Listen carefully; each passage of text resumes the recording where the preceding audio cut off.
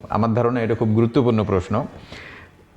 সবেধন নীলমণি Saint Martin, হ্যাঁ, কিন্তু এর বিকল্প কোনো দ্বীপ কি দেখেন আপনি বাংলাদেশে, যেখানে আমরা পর্যটনটা ডেভেলপ করতে পারি আসলে, এবং ভালো সার্ভিস, ভালো নিয়ম মানে? এটা একটা ভালো কোশ্চেন। দেখেন আমাদের কিন্তু হ্যাঁ এরকম কোরাল আইল্যান্ড আমাদের আর নাই, যেখানে আপনারই, বাট আমাদের কিন্তু আইল্যান্ডের অভাব নেই।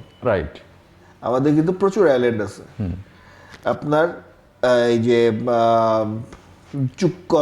চরকুকরিমুকরি, তারপরে আপনার এখানে সন্দ্বীপের ওই সাইডে আছে, জি জি জি, হ্যাঁ, তারপরে নিঝুম দ্বীপ, এরকম হাতিয়া, তারপরে নিঝুম দ্বীপ কিন্তু একটা সময় খুব আলোচনা ছিল, কেন জানি পর্যটন ডেভেলপ করলো না। হ্যাঁ, এই জায়গাগুলো যদি পর্যটকদের যাওয়ার যোগাযোগ ব্যবস্থা এবং এখানে থাকা ফ্যাসিলিটিস গুলো বাড়ানো যায়, আপনি ক্রাউড মুভ করতে পারেন। এক জায়গায় মানুষ তখন আর সব সময় যাবে না, যে একবার সেন্ট মার্টিন গেছে সে বারবার সেন্ট মার্টিন যাবে, সে তখন অন্য নিঝুম দ্বীপে যাবে।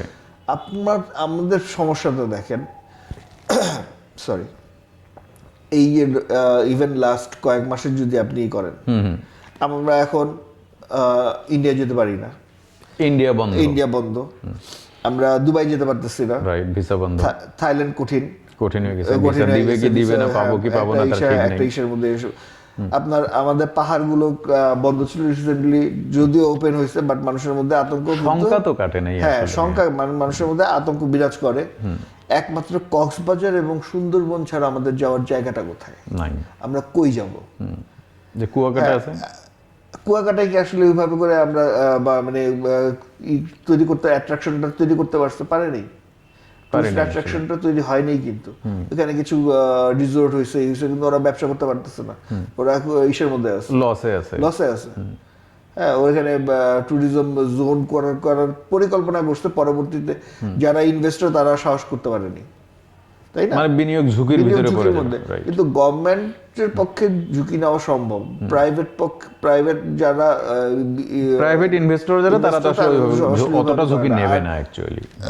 সেন্ট মার্টিনের আপনি দেখবেন যে যারা ইনভেস্টর, এরা কোনো বড় ইনভেস্টর না, এরা ছোট ছোট ক্ষুদ্র ব্যবসায়ী।